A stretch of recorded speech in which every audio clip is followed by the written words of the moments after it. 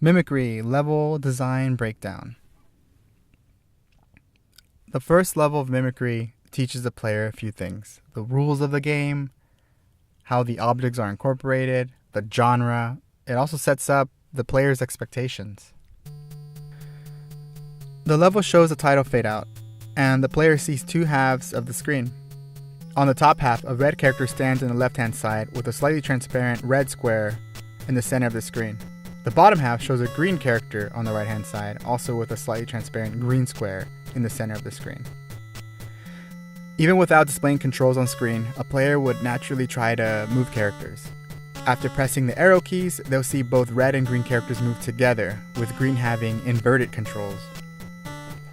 The emptiness of this level allows players to assume that both characters should maybe touch the respective colored square. After all, that's the only other thing on screen. After they do this, the goal of each level becomes clear. Level 2. This level introduces obstacles and how they can be utilized. The goal is to reach a slightly elevated portal, which must be attained by jumping on a black obstacle first.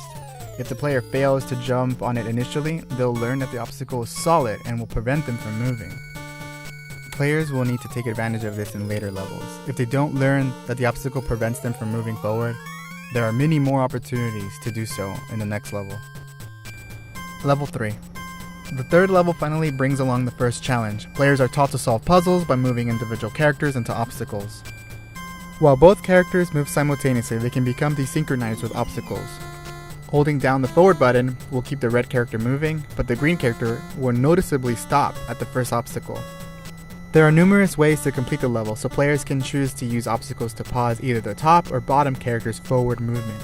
Some players are expected to fail on their first attempt, thus death is introduced simply by walking off the end of the map. Level 4. The fourth level shows numerous obstacles on the top half, while only one obstacle rests on the bottom half. Again, this level has several ways to be completed. The red portal is in the center of the two big obstacles and attracting attention to it. This can cause the player to focus on the top character's portal. When the red character reaches the portal, the player can hold the left and right keys, unable to move the red character, since there are obstacles on both sides. The green character at the bottom, however, can move. Here, the player is taught how obstacles can and will be used to manipulate only one character at a time. Level 5 also focuses on this lesson. The sixth level is a fake-out level. Players must feel confident that puzzles are solvable. This level reminds players to not overthink solutions. The level introduces the next idea that utilizes the mimic mechanic, falling through the opposite halves of levels. There are no obstacles in the way of the goals, but there are obstacles in the level that defer the player's attention from the solution. The green player must fall to the top half, while the red player falls to the bottom. The next set of levels provide challenging takes on this idea.